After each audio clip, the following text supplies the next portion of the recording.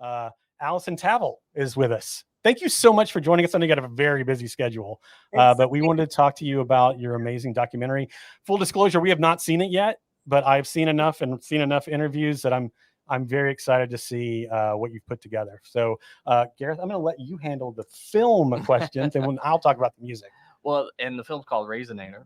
Oh, thank you. Yeah, that's helpful. Which It's Resynator. Resynator.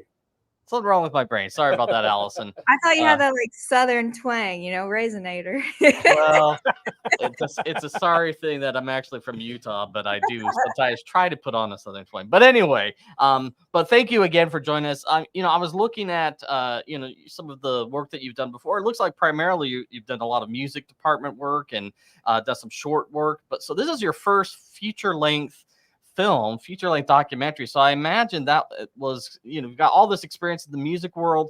What was that like for you to dive into this film world and create this feature length film?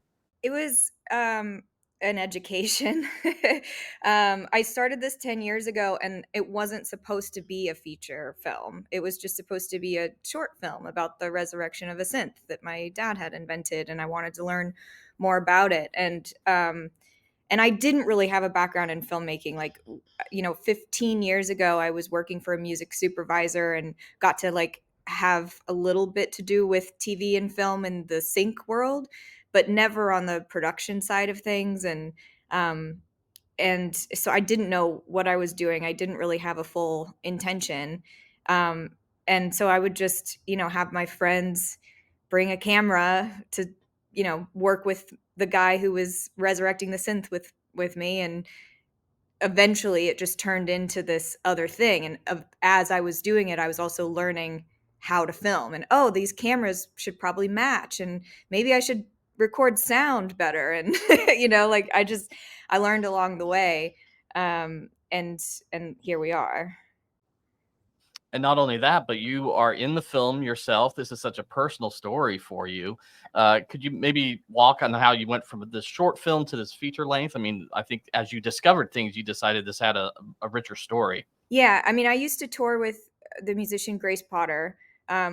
Ironworks, Iron City. Yeah. I remember playing Iron City a bunch, and like festivals and stuff. But anyway, I think that touring with her is really what inspired this project to get the synth out, because I just wanted to have something to show my tour buddies. Like, I'm not a musician, and I figured I could resurrect the synthesizer and film the resurrection and show and have my friends use it and stuff. And so that was really the intention. And when I put myself in it, it was really just because I was like, people will learn, I don't know anything about synths. And so maybe people will learn about synths as I'm learning about synths. That was the original idea. And then, I started interviewing my dad's friends, and they started sharing all of these stories that were not about the synth. It was about him. And I was just, there's this moment in the film where you can see it on my face. I'm talking to my dad's friend, Gordon, and he shares this information with me that just, I wasn't prepared for it. I also wasn't used to being on camera. And again, this wasn't supposed to be a feature film where it was going to be showing at the Sidewalk Film Festival. I wasn't planning on showing my whole life to everyone. It was just supposed to be for my family and for my friends and stuff. So I don't know if if I would have put myself in the film had I known that I'm going to make a feature film and I'm going to premiere it at South by, and so I'm glad that I didn't know that, because I probably wouldn't have made those choices. I saw in a couple interviews that you did where you're you really wanted to bring these to the music towns, the Portlands, the Seattles, because you felt that might really resonate with folks, no pun intended, with the film. Tell me about that process. Is it more, do you feel this is going to be geared towards musicians that may not know a lot about synthesizers, but just, again, not having seen it and very excited to see it? What was your approach as a personal story versus the very tech heavy describing how a synth works and what a synth is? Because there does need to be kind of an education, like a synth 101, to understand it. So again, my approach changed when I found out that this was going to be a deeper story. So people say that it's a music doc. I say that it's music heavy, but that it's a personal narrative film. And I do briefly, very briefly explain synths, but you don't need to know. It doesn't matter. So like the thing is the people who know about synths, who watch this movie because it's about a synth, they already know everything there is to know about synths, right? And they're going to learn about the Resynator, which is a new thing maybe they've never heard of. The people who don't know anything about synths, it's going to take a lot longer than a minute and a half to explain what a synth is. It took me 10 years. So I figured it's a lose-lose if you try to explain it. The synth people are like, this is boring, she told it wrong. And the non-synth people are like, I still don't get it. So I just figured I'm not going to try to explain to people what a synthesizer is. You're going to understand. You're not going to maybe understand what a synthesizer is at the end of the film, but that's not the point. And also, but you will understand what the Resynator does, because you get to see it and you get to see how it makes people feel. And it's the emotional journey, not the technical journey. Right. How many Resynators exist on the world? Now we have 5 because like I found the one in my grandma's attic and resurrected that. That's the prototype that my dad had. And then Mike Beagle had like a half-built one that we finished. And then we built some more from spare parts that I also found in the attic. And then the newest development is on Christmas Eve, this past Christmas Eve, I did a Kickstarter in 2019 I've been funding this film myself for 10 years. And so I did Kickstarter in 2019. And this past Christmas Eve, I woke up to an email from one of the Kickstarter backers saying, hey, I don't know if this is real, but I just saw a Resynator for sale on eBay. And I was like, I'm sure it's not. But I went to the link, and it's like 7:00 in the morning, and it's up on eBay for sale for $2,000, shipping from London. And there were 3 that got sent to London, and we haven't found those. So I was like, this has to be real. And I hit buy it now, and we have it, and it's working, and I can't believe it. Yeah, and I know there's a scene, because from what I can tell, they're very finicky, right? They have like a personality of their own. And there's a scene, obviously, when it doesn't work, it seems really interesting. But are you able to maintain them? Like, I'm assuming they're very delicate creatures. They are. I mean, if you think about it, like most of the parts are from the mid 70s to the late 70s. And especially my dad's prototype, where we tried to keep all original parts.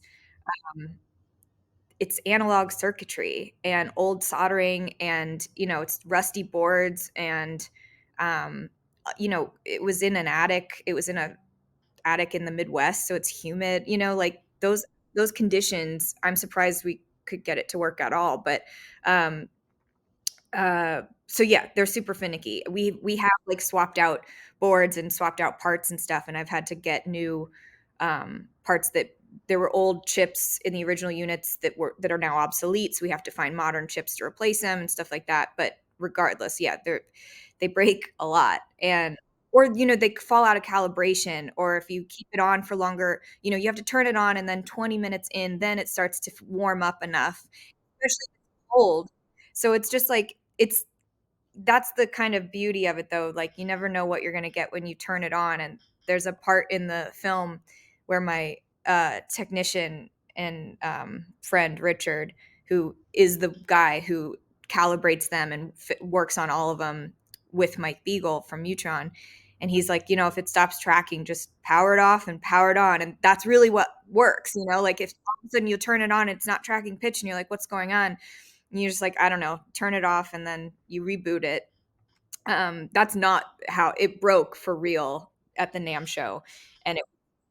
And it was a crystal that threw off the frequency of the whole board, so everything was off. And then, but yeah, typically if everything seems fine and it just isn't working, you just turn it off and turn it on again. I'm just curious, please. real quick, just to go back to the one that, since this one was from England, I know that you talk about in some of the interviews that some of these were sold to Peter Gabriel. Is that one that was found one of those that you think, or all most likely? So, yeah, because I don't have record of any other Resynators being over there. It was just he ordered 3, and this has got to be got to be one of those. And that's just one of several amazing interviews that we just looking at the list on IMDb. I'm like, oh my goodness, so many cool people that you got to interview about this. Well, so amazing. It's one of my most anticipated films to watch at the festival. So thank you so much for talking to us. It's going to be playing on Sunday at 12:30 at the Alabama Theater. So I don't know if you've ever seen that. It's beautiful, restored theater from the 20s. It's the perfect place to watch your doc. So we're very excited. So again, thank you so much for talking to us today. Hopefully we can get down to Birmingham soon and we can maybe see you and talk to you in person. I hope so. Yeah. Thank you guys so much. I'm really happy to be with you guys, and I hope that the screening goes well, and I wish I could be there.